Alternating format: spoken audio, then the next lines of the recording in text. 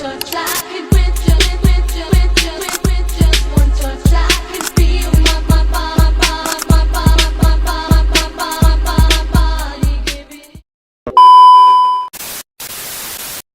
Halo semuanya, di sini saya akan membuat video pembelajaran dengan materi beberapa prinsip yang perlu diperhatikan dalam pembelajaran.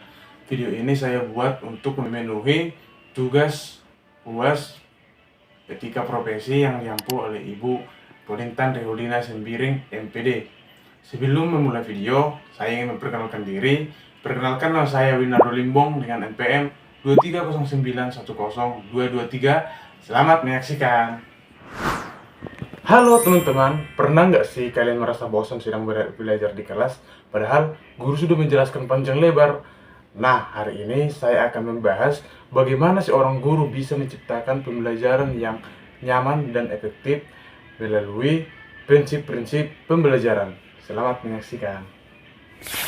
Oke, sekarang kita akan masuk ke pengertian prinsip pembelajaran. Prinsip pembelajaran adalah seperangkat pedoman dasar yang menjadi acuan guru dalam merancang, melaksanakan, dan mengevaluasi proses pembelajaran agar berlangsung secara efektif, bermakna, dan sesuai dengan karakteristik peserta didik.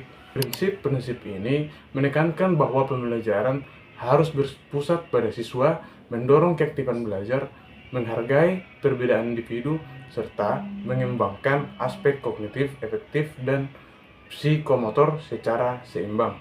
Dengan menerapkan prinsip pembelajaran secara tepat, guru dapat menciptakan suasana belajar yang kondusif dan membantu peserta didik mencapai tujuan pendidikan secara optimal. Selanjutnya, prinsip-prinsip yang perlu diperhatikan dalam pembelajaran. Yang pertama, di mana berpusat pada peserta didik. Pembelajaran disesuaikan dengan kebutuhan, kemampuan, minat, dan karakteristik siswa.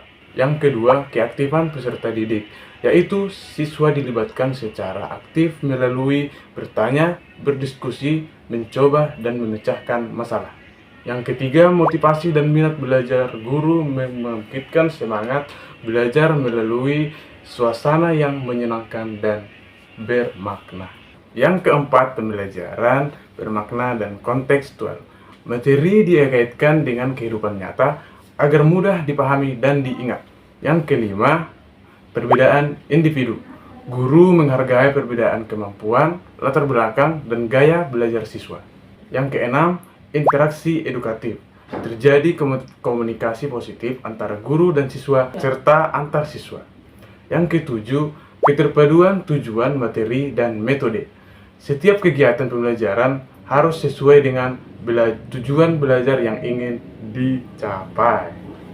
Yang kedelapan, kontinuitas dan keberlanjutan pembelajaran dilakukan secara berkesinambungan dan saling berkaitan antar materi.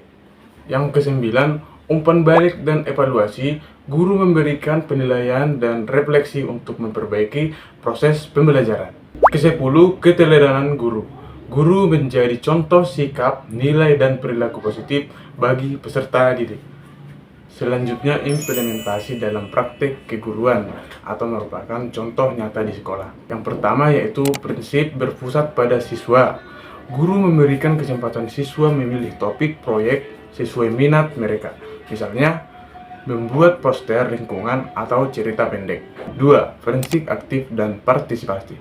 Guru menggunakan diskusi kelompok kecil saat membahas materi agar siswa saling bertukar pendapat.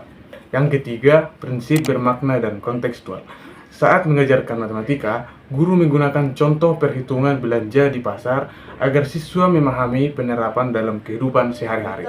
Yang keempat, prinsip motivasi dan menyenangkan. Guru memberikan pujian permainan edukatif dan ide ice-breaking agar suasana kelas tetap hidup. Yang kelima, prinsip menghargai perbedaan individu. Guru memberikan tugas berbeda sesuai kemampuan siswa. Misalnya, soal tingkat dasar dan soal pengayaan.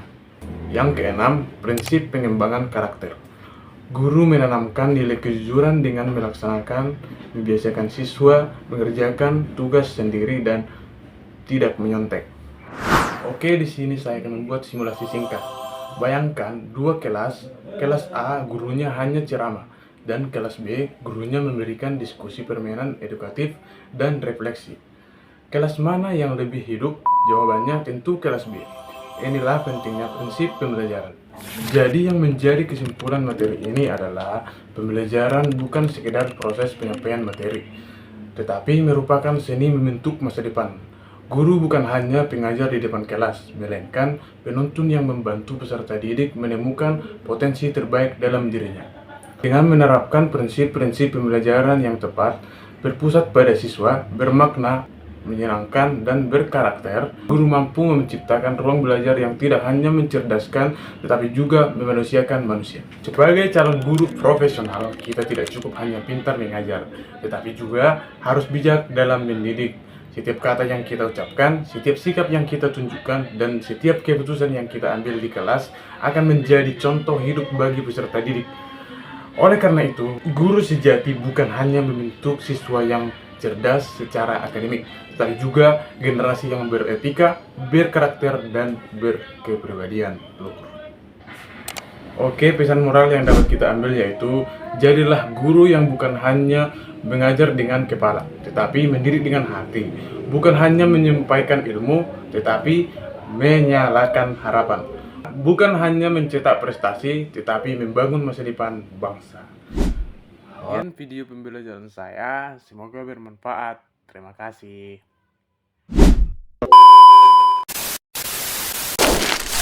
Saatnya